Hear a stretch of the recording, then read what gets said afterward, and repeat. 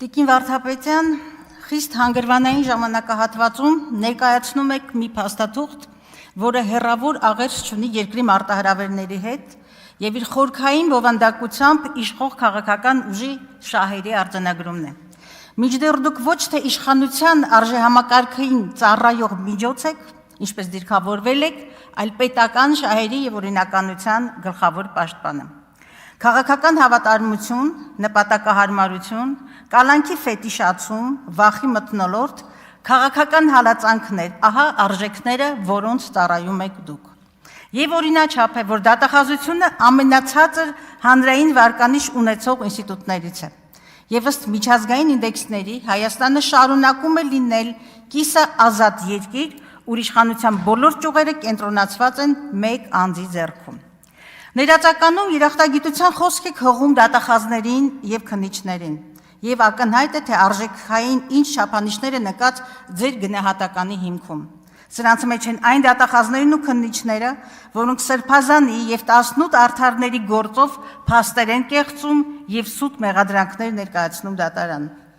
Դատախազներ կամ քննիչներ, որոնք հանրարարություն չունեն տեսնելու ոստիկանության կամ յուրայինների ապօրինությունները։ Սկզբունքը ոչ թե մասնագիտական եւ մարդկային խիղճն է, այլ հանձնառությունը, ջախջախել հեղինակություններ, հրեշայնացնել եկեղեցին, հանրությանը կերակրել ստով, թե ահաբեկչական խումբ եք բացահայտել։ Դուք եւս, Տիկին Վարդապետյան, այս ամբիոնից սուտ կամ չճշտված փաստեր ներկայացնելու որևէ կաշկանդանք չունեք։ Սահմանված խաղի կանոնին չենթարկված քննիչին կարող եք ազատել աշխատանքից, իսկ ահա ձեր նախկին թիմագիծ Աղազարյանի զրկել անձեռնմխելիությունից, երբ վերջինս ինքնուրույնության նշանները ցույց տալիս։ Իդեպ, Տիկին գլխավոր դատախազ, խնդրում եմ ձեր ամփոփիչ խոսքում անդրադառնալ, թե Փաշինյանի հայտարարած 10,000 դասալիքներից եւ դավաճաններից մինչեւ օրս քանիսն են համապատասխան հոդվածներով պատժվել։ Ազդարարում եք, թե ուժի մեջ է մտել ապօրինի ծագում ունեցող գույքի բռնագանձման առաջին գործը, ուշադրություն, խոսքը ընդամենը մեկ գործի մասին է։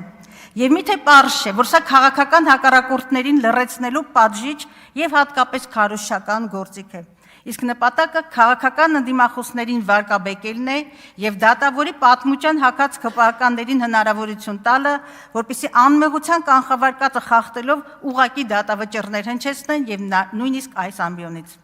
Իհարկե, ապօրինի գույքը եւ հանրային բարիքը պիտի վերադարձվի, բայց թափանցիկ եւ ոչ ընտրողաբար։ Տիկին Վարդապետյան, դուք համոզիչ չեք, որովհետեւ իշխանական թիմի կոռուպցիոն սկանդալները, եկամուտների մասին հայտարարությունները, ծաղկող դղյակաշինության, կոռուպցիոն սխեմաների վերաբերյալ մեծաթիվ հաղորդումները համառորեն անտեսում եք։ Որպես պետական շահերի պաշտպան երբևէ ձեզ չհետաքրքրեց, թե ինչ արդյունավետությամբ է ծախսվում, ավելի շուտ մսխվում հանրային միջոցները եւ արդեն 15 միլիարդի շեմը հատող պետական պարտքը։ Նաև ավելացնեմ, որ կոռուպցիայի ընկալման ցուցանիշով Հայաստանը նահանջ է արձանագրել եւ բնականաբար այստեղ ձեր մեղքի եւ պատասխանատվության բաժինը անհերքելի է։ Ձեր հաղորդումը դասական ինքնախոստովանական ցուցմունք է, որտեղ ձևակերպումները եւ վիճակագրությունը փաստում են օրվա իշխանությունների ծառայությունը, ձեր ծառայությունը, նաեւ օրինականության հաստատման անարդյունավետությունը։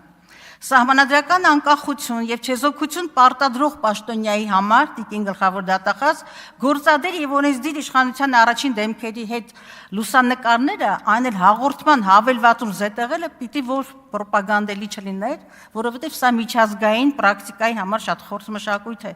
բայց դուք ակնհայտորեն չեք խորշում եւ հանրայնացնում եք։ Իսկ միջազգային կազմակերպությունները շարունակում են արձանագրել ձեր, որպես գլխավոր դատախազի, ընտրության ինստիտուցիոնալ անկախության բացակայությունը։ Դուք շոշափելի արդյունք եք համարում 2.5%-ով կալանքների թվի նվազումը, սակայն միջնորդությունների բավարարման ցուցանիշը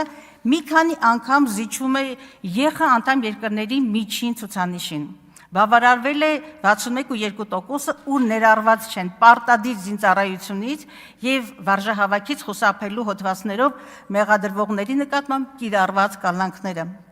Տարակուսելի հետևողականությամբ եւ գրեթե միշտ գիշերային ժամերին են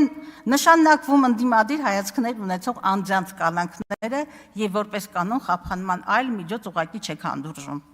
Խիստ կանխատեսելի արարողակարգ է նաև կալանքի ժամկետների պարբերաբար ավելացնելը։ Անտեսվում են նույնիսկ մեղավորության աստիճանը եւ կերակրող մայրեր, հիվանդանչափահաս լինել եւ այլն, դրանք էական չեն ձեզ համար։ Փոխարենը չափազանց ակնհայտ են յուրայինների նկատմամբ ոչ համարժեք խափանման միջոցներ կիրառելու դեպքերը։ Ես հիշեցնում եմ տիկին գլխավոր դատախազ։ Ձեզ եմ հիշեցնում, որ սահմանադրության ուժով դուք ենթարկվում եք ոչ թե վարչապետին, այլ սահմանադրությանը։ Բայց դուք շարունակում եք ձևացնել, թե երկրում խաթարված չէ սահմանադրական կարգը, այն դեպքում, երբ ակնհայտորեն հակապետական ընթացքը փաստող մի քանի դրսևորումներ են եղել։ Հայ առաքելական եկեղեցու նկատմամբ իշխանությունների սանձազերծած հակասահմանադրական արշավի նկատմամբ ձեր լռությունը պարզապես հանցավոր է։ Լռում եք նաև հիմա,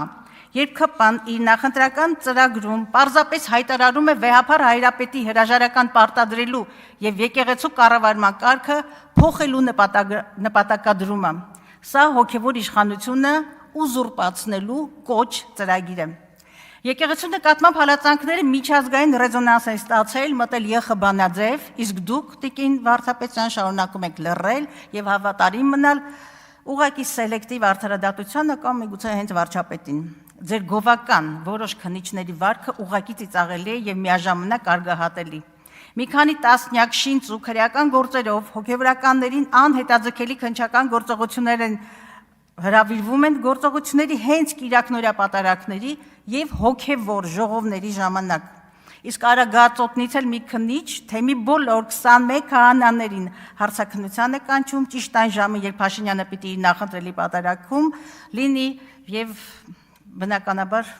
թեմա քահանայա զերծ է կանում։ Հիմա դեմքի լուրջ արտահայտությամբ եւ մասնագիտական գիտելիքների գիտակցումով պիտի համոզեք, թե ոչ մի զուգադիպություն չկա։ Պարզապես չի կարելի, տիկին Վարդապետյան, ծաղրի առարկա դարձնել մի ամբողջ համակարգ, ինչին դուք լծվել եք։ Դուք շարունակում եք ոստիկանության անպատժելիությունը, շարունակվում է 25-ի դրությամբ որևէ ոստիկան չի կամ ոստիկանության որևէ ծառայող քրեական պատասխանատվության չի ենթարկվել խաղաղ ցուցարարների դեմ ապօրինի նռնակների գործատության եւ 101 անձի վնասվածքների համար։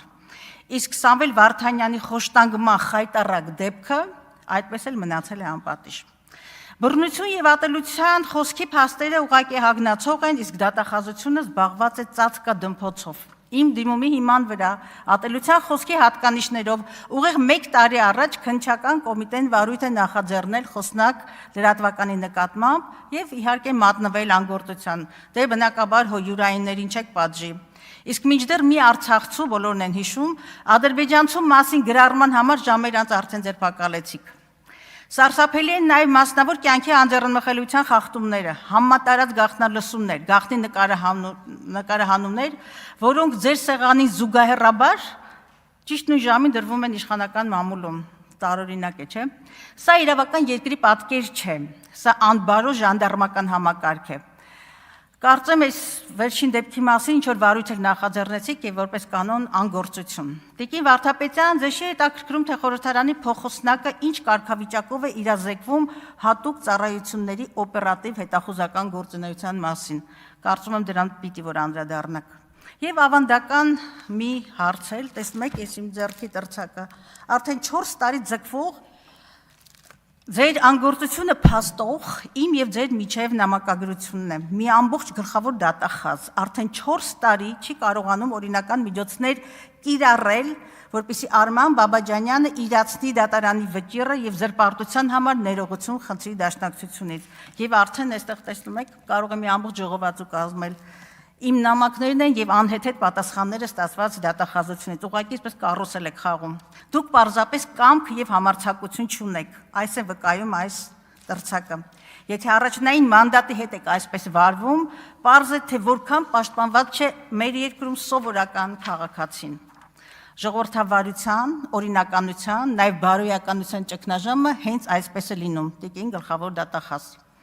Դժվար էր պատկերացնել, որ մի օր գլխավոր դատախազը դուք, տիկին Վարդապետյան, հենց ազգային ժողովում կհայտարարեք, թե պետական շահն եք պաշտպանում եւ ոչ ազգայինը։ Տիկին Վարդապետյան, ազգային պետական եւ շահերի տարբերությունը նույնիսկ անհարմար եմ զգում այստեղից խոսել, ձեզ բացատրել։ Պետական շահին հակադրելը ազգայինը ուղղակի հակագիտական է եւ նույնիսկ հիմնավորելը անհարմար։ Եվ վերջում ամենաեականը մեզանից յուրաքանչյուրը, այդ թվում եւ դուք ընտրում եք ձեր հետագիծը, ինչպես նաեւ ձեր սեփական խղճի հետ հաշտ լինելու խնդիրը։ Տիկին Գալստյան, քանի որ ինձ անդրադարձաք, ես այստեղից էլ եմ ուզում կրկնել, մեր համապատասխան ծառայությունները հետևում են իրավիճակին եւ բոլոր ընտրակաշառք տվողները եւ վերցնողները դա այդ հանցագործությունը կային Հայաստանում թե Հայաստանից դուրս ձերբակալվելու են։ Հույս չունենաք, որ այլ կերպ է լինելու։ Ես ասացի այն, ինչ ասացի, Վահագն Ալեքսյան։